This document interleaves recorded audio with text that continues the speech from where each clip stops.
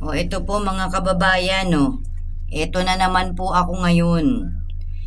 April 25 na ngayon, Friday. Ngayon, 1:30 AM na po. O, ito po na naman ang ebidensya ko ng pinagagawa ng prime water. O, ito po ebidensya. O, wala na naman po talagang tulo ng tubig. Ilang araw na, ilang gabi na po dito. O, ito po ang pruweba. O, na 1:30 AM na po ngayon. O, asan po ang tulo ng tubig?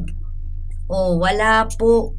Wala po. O, ano ba? Wala namang maintenance. O, asaan napunta yung tubig? Bakit ayaw nilang magbigay ng tubig? Nagbabayad naman ako buwan-buwan. Bakit ayaw nilang magbigay ng tulo ng tubig? Ayan po ang ebidensya. Ano ba naman yan ang ginagawa ng prime water? Sukdulan na.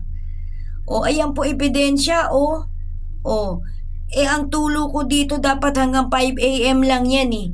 Paano na ngayon yan? O, 1:30 na, magto 2 AM na po. O, walang tulo. Ayan po ang pruwebang ebidensya. Ano ba kayo? Wala ba talaga kayong gagawin dyan sa prime water na yan? Nasukdulan na talaga? 5 taon na ganyan ang ginagawa ng prime water na to. Diyos ko po naman. O, ito po ebidensya. Ayan tong bidyong to. Ayan.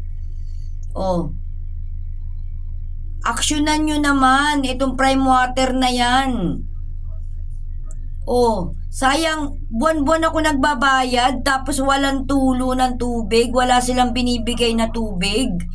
Sabihin nyo nga kung makatarungan ba yan? O, kayong mga nasa gobyerno, makatarungan ba yan? Na porke bilyar, hindi kayo kikilos? Hindi po yan makatarungan. O, ayan po ebidensya. O, nasaan ang tulo ng tubig maski nagbabayad ako buwan-buwan? 1:30 AM na, walang maintenance naman. O, ano nang bang ginagawa nyo sa tubig? O,